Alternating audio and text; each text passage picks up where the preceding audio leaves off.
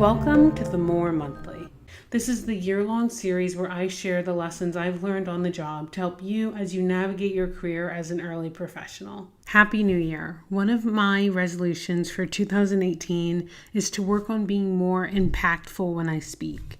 Believe it or not, I'm not always the polished, melodic host of the More Monthly. That's because at work, I'm not always reading from a pre-written script in the privacy of my apartment in my pajamas. Of course, we speak differently when we're in a meeting with our superiors or working on a stressful project running up against a deadline. When I started working, I felt like I didn't know enough to speak intelligently on any topic. And to be honest, I still feel like that most of the time. When someone asked me to do something, I fumbled or rambled, and when introducing ourselves on a phone meeting, I recently said, "Hi, it's just Brittany," something I beg of you never to do. This shakiness and uncertainty is the biggest way I see myself and other recent professionals giving up our power. But this is a recent challenge for me. In college, I was very vocal and even led school-wide events. But coming into a corporate environment, especially in a technical capability, I felt that I didn't know enough, but I realized I will never know enough. With the constant pace of change and the impact of technology, no one can rest on their laurels and expect to still be relevant. One of the most shocking lessons I've learned at work and adulting in general is that no one is 100% sure of anything they're doing. We're all pretending in one way or another. To be clear, I'm not saying that you should show up completely unprepared and just be confident and wing it.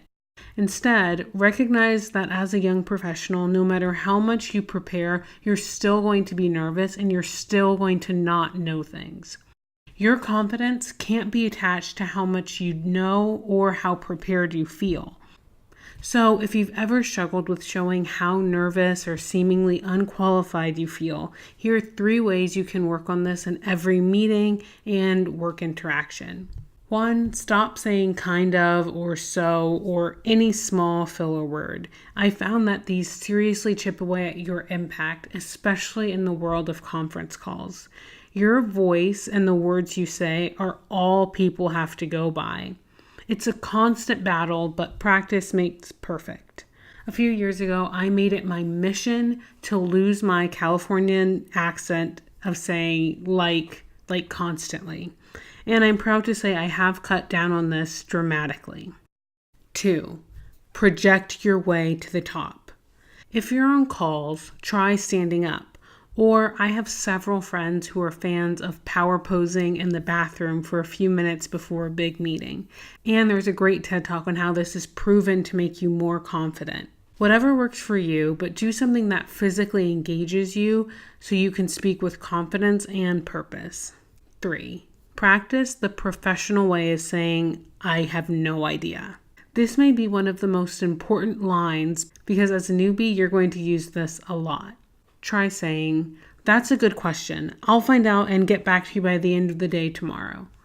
Of course, now you actually have to find out and be sure to keep your promises because this speaks to your reputation and it tells the team members that I may not know everything, but you can count on me to find out and to be reliable. Remembering to follow up with people and by the time you said you would makes a huge difference in how you're perceived working in teams. I like to set reminders for myself to help me keep my word. Bottom line, no one is born into being a professional or an adult. It takes consistency and practice, but we can actively practice these things to present ourselves in a more professional and impactful role. And if you want to get more tips on how to be impactful and sound professional in your meetings, I've created an article on the 60 business etiquette tips that you can find more about in the link below. So I encourage you to try 1 or 2 of these tricks and watch the difference it makes in how you're received on your teams.